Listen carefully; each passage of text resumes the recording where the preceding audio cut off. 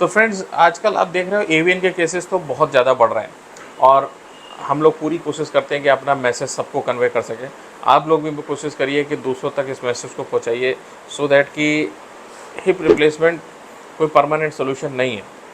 ये ज़्यादा से ज़्यादा 10 साल 15 साल चलता है और प्रॉब्लम केवल हिप जॉइंट की ही नहीं है, ये दूसरे हिप जॉइंट में, फिर शोल्डर में, फिर जॉ में भी जा रहा है। तो रूट कॉज को ख़त्म करना बहुत ज़रूरी है और आज की तारीख में अगर आप रिप्लेसमेंट कर भी लेते हो तो इन फ्यूचर आपको दोबारा स्टेरॉइड का एक्सपोजर भी हो सकता है, क्योंकि आने वाले समय में अभी वायरल इन्फेक्शन फिर से आने वाला है। अगस्त सितंबर के महीने में वायरल बहुत ज़्यादा उसमें प्रकोप में होता है, डेंगू भी बहुत ज़्यादा होता है। तो ऐसा कोई श्योरिटी नहीं है कि आप दोबारा स्टेरॉइड आपको नहीं लेना पड़ेगा, तो स्टेरॉइड लेना भी पड़ सकता है। तो इन सब चीज़ों को ध्यान में रखते हुए जब आप रूट कॉज को ट्रीट करेंगे तभी एवियन ठीक होगा। और रूट कॉज को ट्रीट करने के लिए आपको कंप्लीट बॉडी में ब्लड सर्कुलेशन को इंक्रीज़ करना पड़ेगा, रेगुलर एक्सरसाइज करनी पड़ेगी, डाइट को प्रॉपरली फॉलो करना पड़ेगा, जो कि मैं raw diet and water fasting बताता हूँ, उसको प्रॉपरली फॉलो करना पड़ेगा। इसके बाद भी आजकल कुछ केसेस ऐसे हो गए हैं जैसे कि जॉ में अगर एवियन हो रहा है, ठीक है, तो कैसे पहचानेंगे कि जॉ में एवियन है? ये सारी चीज़ें तो ठीक है, हिप जॉइंट वाले सब मैटर तो ठीक है, जॉ में एवियन अगर है या आपके कार्पल बोन से टार्सल बोन है तो उसको कैसे पहचानेंगे?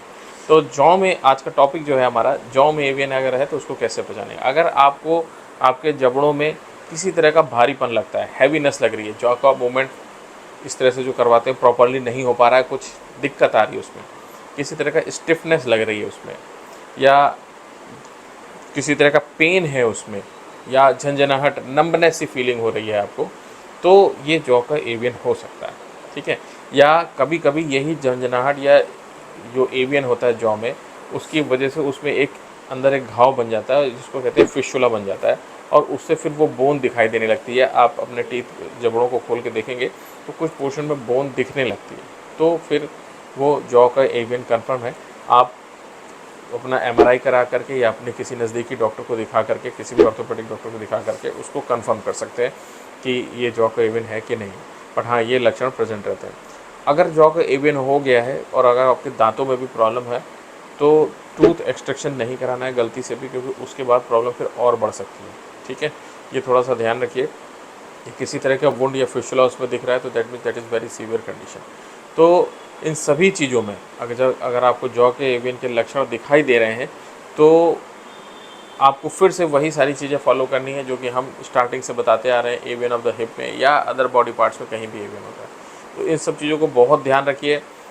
प्रॉब्लम काफ़ी बड़ा है, सभी जॉइंट्स में भी कुछ पेशेंट्स तो ऐसे हैं रेयर केसेस में जिनको मल्टीपल जॉइंट्स एवियन भी हो रहा है, जैसे स्पाइन में, पूरे स्पाइन में भी एवियन हो रहा है। तो आपको उन सब परिस्थितियों से भी बच के चलना है, क्योंकि स्टेरॉइड बहुत ज़्यादा यूज़ हो रहा है, कई डॉक्टर्स अभी भी लिख रहे हैं।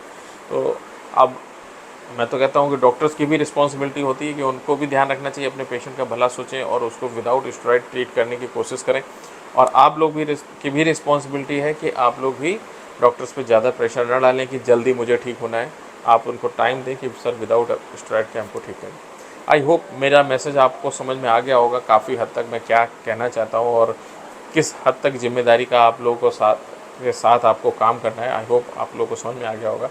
अगर आपको ये मेरा वीडियो पसंद आया हो तो हमारे इस चैनल को लाइक कीजिए, शेयर कीजिए और सब्सक्राइब जरूर कर लीजिए, सो दैट कि मैं और भी अच्छे और भी आप लोगों को इन्फॉर्मेटिव वीडियोस दे सकूं और आप लोग की मदद कर सकूं।